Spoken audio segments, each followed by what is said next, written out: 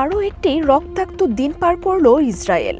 4 সেনার মৃত্যুর পাশাপাশি একই দিনে হুথির জোরালো হামলার মুখে পড়ে দেশটি।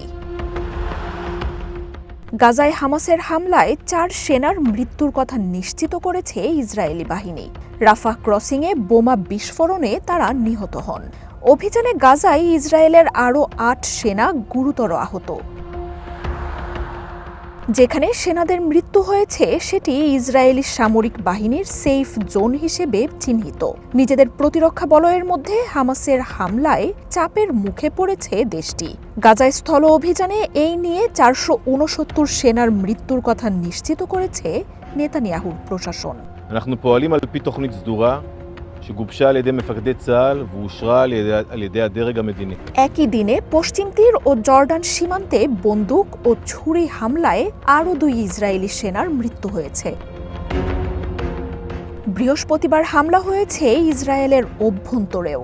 তেল আবিব, এইলাত, বীর সাবের মতো অঞ্চলগুলোকে লক্ষ্য করে একাধিক মিসাইল ও ড্রোনের হামলা চালায় হুথির ড্রোনের আঘাতে বন্দরনগরী এইলাতের একটি হোটেলে ক্ষয়ক্ষতির কথা স্বীকার করেছে ইসরায়েলও।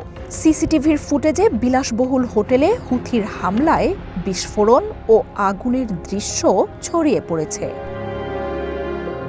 হামলায় হতাহতের কোনো তথ্য প্রকাশ না করলেও ড্রোন বিস্ফোরণে হোটেলটির ক্ষয়ক্ষতির কথা জানিয়েছে ইসরায়েল।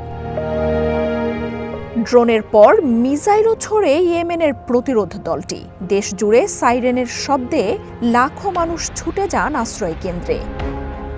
আকাশ প্রতিরক্ষা ভেদ করে ড্রোন ও মিসাইল হামলার ঘটনায় তদন্ত শুরু করেছে ইসরায়েলি বাহিনী। কয়েক সপ্তাহ ধরেই গুরুত্বপূর্ণ এইলাতকে লক্ষ্য করে অব্যাহত আক্রমণ চালাচ্ছে হুথি।